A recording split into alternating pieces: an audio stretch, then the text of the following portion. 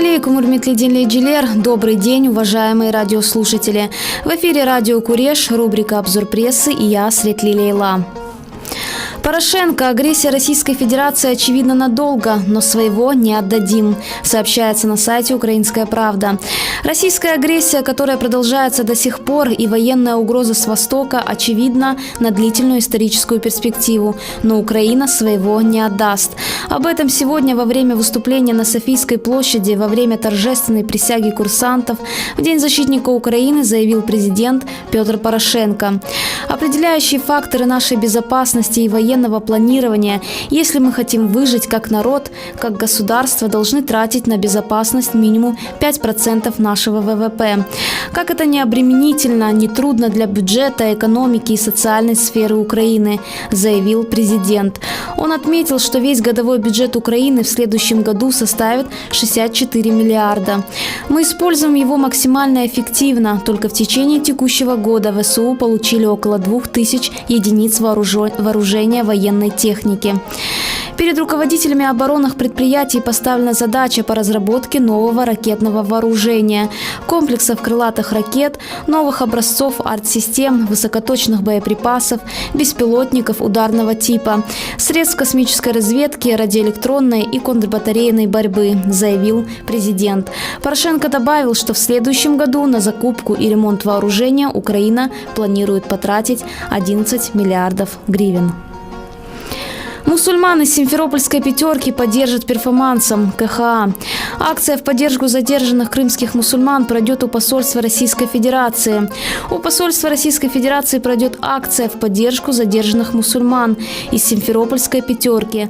Активисты общественной организации «Крымсос» представят перформанс в 6 утра «Я виноват», который расскажет зрителям о том, почему и зачем 12 октября в Крыму произошли обыски и задержания в семьях 5 крымских татар.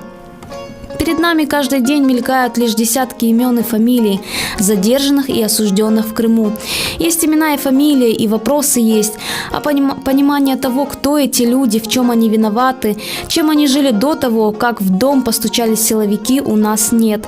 Именно поэтому активисты решили рассказать истории людей, которым в дверь ранним утром постучали люди в форме. Рассказать о том, что это обычные люди, каких среди нас великое множество, рассказывают организаторы акции.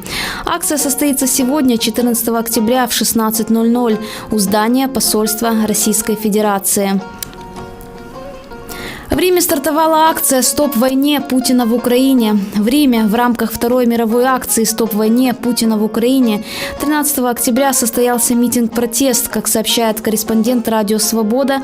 Под стенами Колизея и у арки Константина собрались полсотни активистов украинского общества с антивоенными лозунгами и национальной символикой. Демонстранты объявили требования нынешней акции – вывести с территории Украины все войска России, освободить украинских заключенных, которых незаконно удерживают в России и Крыму, и усилить наблюдательную миссию ОБСЕ, сделав ее круглосуточной. Объясняя на итальянском и английском языках историю и последствия войны на Донбассе, участники митинга обратились к прохожим с просьбой подписать международную петицию к мировым лидерам, где говорится об упомянутых требованиях. Во время римской акции прошли флешмобы, одни из которых посвятили миссии наблюдателей ОБСЕ.